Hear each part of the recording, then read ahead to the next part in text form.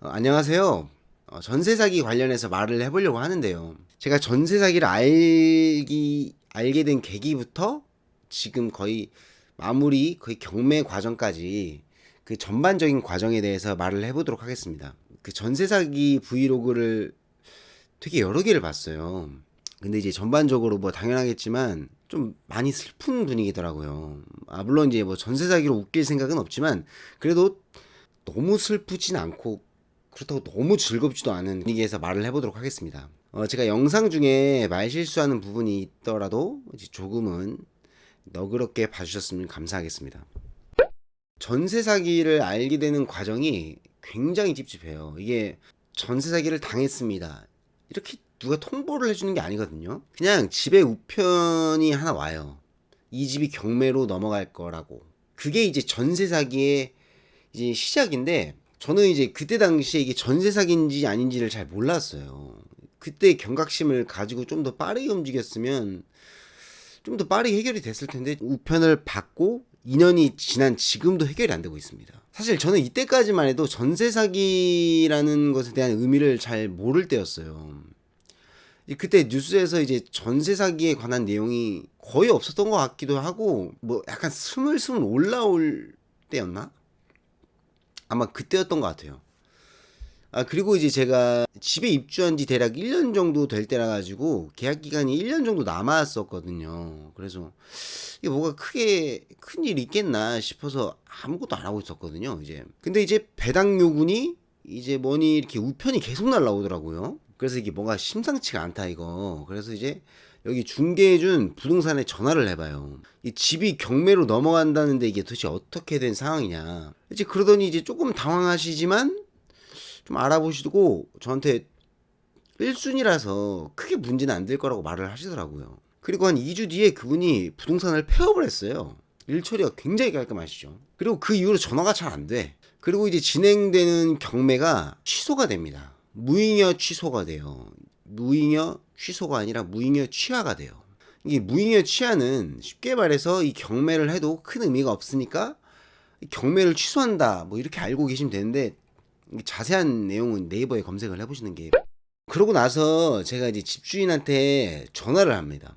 근데 원래 이 양반이 전화를 잘 안 받았어요. 제가 예전에 여기 입주하고 한 2달쯤 됐을 때 이게 낮에 햇빛이 너무 많이 들어오더라고요. 그래서 커튼을 좀 쳐도 되냐고 물어보려고 전화를 했는데, 와, 한 달 내내 전화해도 전화 한 번을 안 받는 거예요. 그래가지고 저는 지금 3년이 지난 지금도 저희 집에는 블라인드나 커튼이 없어요. 제가 뭐 엄청나게 아침형 인간은 아닌데 아침마다 자동으로 눈이 떠져요. 너무 밝아가지고. 그리고 건물을 이제 밤에 외부에서 보잖아요. 유일하게 커튼이 안 달린 곳이 제 방이에요. 아무튼 이제 내가 전세 사기라는 거를 좀 인지한 뒤로부터 이제 인양반한테 전화를 줄기차게 했어요. 왜냐면 전화를 안 받았으니까 원래부터. 그래서 그때 스케줄이 어떻게 됐냐면, 아침에 일어나면 전화하고, 점심밥 먹다가 전화하고, 퇴근하면서 전화하고, 이거를 한 2, 3일간 해요. 그러니까 한 전화를 나중에 받더라고요. 이거 받자마자 하는 말이 뭐 자기가 이런 집이 몇 개고, 뭐 자기 변호사가 몇 개고, 자기 사업이 너무 바쁜데 뭐 어쩌고 저쩌고 막. 그래서 저도 이제 그 말 듣다가 열이 받아가지고, 아니 보통은 미안하다고 해야 되지 않냐 이렇게 말을 하니까 이 사람이 뭐 아주 덕담을 많이 해주시더라고요, 저한테. 아무튼 뭐 그러고 이제 전화가 끝났는데, 사실 저는 이제 계약을 할 때, 부동산 계약을 할 때 이 사람이 좀 보통 사람은 아니다라고 생각을 했어요. 왜냐면은 이제 계약서를 쓰면은 밑에 주민번호를 쓰게 돼 있거든요. 저랑 딱 3살 차이밖에 안 나요. 근데 이제 저는 그때 무슨 생각을 했냐면은, 이 사람이 비트코인을 해서 돈 벌었나? 사업을 크게 하나? 그래서 이제 그때 당시엔 몰랐어요, 갭 투자라는 거를. 그래가지고 이제 그 사람이랑 계약을 하는데, 와, 세상에 가오가 이런 가오가 없어. 무슨.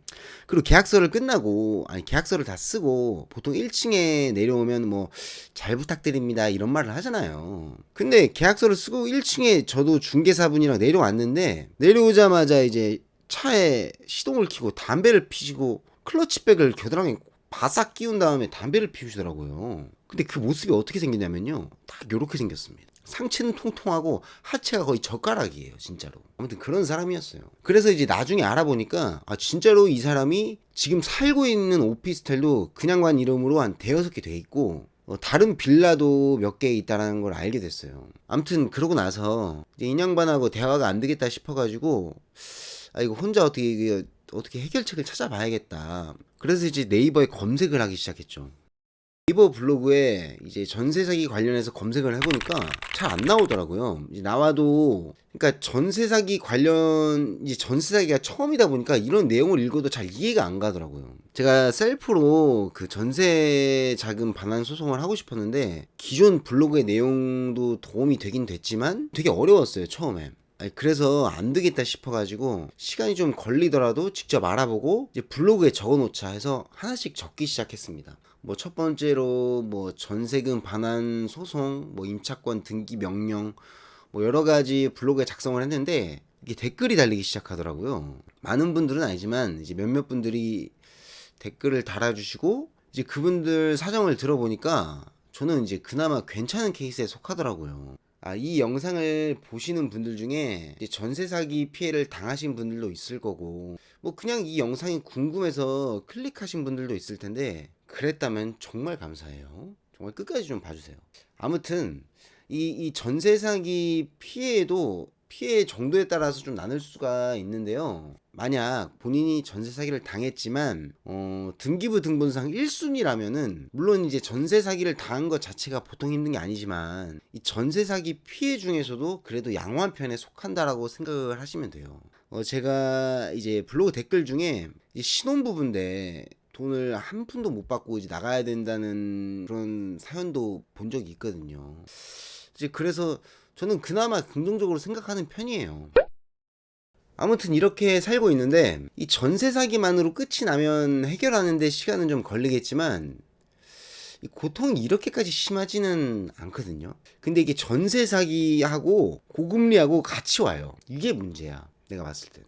이 결론은 이제 고금리가 오면서 전세자금 대출 이자가 엄청 오르기 시작을 해요. 이게 왜 문제가 되냐면 제가 처음에 이 집을 계약한 이유가 뭐 다른 분들도 마찬가지겠지만 그때 당시에는 전세자금 이율이 낮아서 낮은 이자로 상대적으로 좋은 집에서 살 수가 있었거든요. 그때 당시 이율이 한 2.5% 정도였던 것 같아요. 그래서 이자가 한 30만 원 정도였어요. 그래서 관리비랑 뭐 전기세, 가스비, 물세 이런 거 다 합해도 한 50만 원이 안 됐었어요. 근데 한 1년이 지나고 이율이 한 6개월 단위로 미친 듯이 오르더라고요. 그래서 이제 계약 만료 때는 거의 한 100만 원 이상이 됐거든요, 이자가. 근데 이게 문제가 뭐냐면은 계약 기간이 끝나도 집주인 양반이 저한테 돈을 못 돌려주기 때문에 저는 이 집에 살고 싶지 않아도 이 전세자금 이자를 계속 내야 돼요. 그때 당시에 제 월급의 거의 반을 거주비로 사용을 했던 것 같아요. 근데 여기서 문제가 또 발생을 하는데 제가 다니고 있던 회사가 스타트업 회사였거든요. 근데 그 스타트업 회사가 폐업을 하게 돼요. 그때 당시에 금리가 높아져서 막 회사 내부에서 투자를 받네 못 받네 이런 말들이 좀 있었긴 있었거든요. 근데 진짜로 폐업을 하더라고요. 그래서 저는 전세 사기 당함과 동시에 실업자가 돼버리는 아주 머리 아픈 상황이 돼버린 거죠. 여기서부터 엄청난 생활고가 시작이 됩니다. 사실 이자가 이렇게까지 높지만 않았더라도 조금 쉬면서 뭐 다음 무언가를 준비했을 텐데 이게 6개월마다 이자가 계속 올라가니까 매달 내야 되는 이자가 너무 커지는 거예요. 그래서 이때부터 제가 배달 업계에 뛰어들게 됩니다. 또 그때 부업이 또 유행이었어요. 지금도 부업이 유행인 것 같기도 하고. 아무튼 그래가지고 저는 이제 블로그도 하고 이제 배달도 하고 했는데 이 블로그로 제가 이때까지 한 진짜 많이 쳐줘봤자 5만원 벌었을 거예요 진짜로. 그래서 이제 안 되겠다 싶어가지고 쿠팡이츠를 했는데요. 와, 쿠팡이츠 진짜 너무 괜찮아요. 이게 노래도 듣고 이제 유튜브도 보면서 약간 걷기 운동도 하고 너무 괜찮은 거예요. 제가 이제 배달 팁을 하나 드리자면 저는 요즘에도 하거든요. 금토일 3일만 해요. 딱 밥 먹고 한 8시부터 12시 사이에 3, 4시간 정도 합니다. 뭐 노래도 듣고 뭐 유튜브도 들으면서 진짜 잘 벌 때는 한 9만 원 정도 벌고 평균적으로 한 5, 6만 원 정도 버는 것 같아요. 제가 막 식탐은 그렇게 없는데 그 군것질을 진짜 좋아하거든요. 막 과자도 좋아하고 아이스크림 좋아하고. 아무튼 뭐 부업을 찾는 분이라면 쿠팡이츠도 한번 해볼만 하니까 추천드리겠습니다. 다시 전세 사기 이야기로 돌아와서 저는 현재 전세금 반환 소송도 끝이 났고요.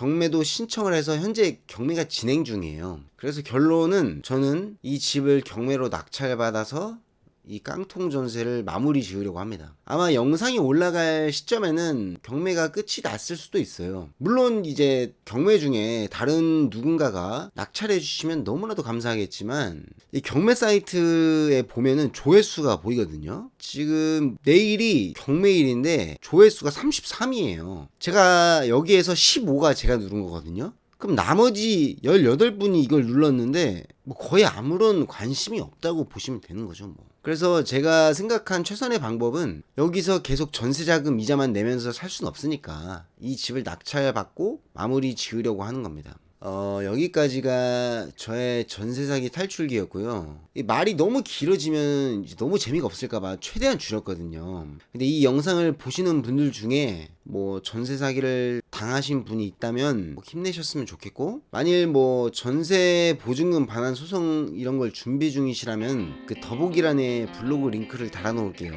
참고하시면 도움은 되실 겁니다. 오늘 영상은 여기까지고요. 전세 사기 관련된 내용은 아마 이 영상으로 끝이지 않을까 싶습니다. 왜냐면 더 이상 제가 아는 게 없어요, 이 전세 사기에 대해서. 그래서 앞으로 이제 무슨 영상을 올릴 거냐 혹시 알려주면 구독해 주실 건가요?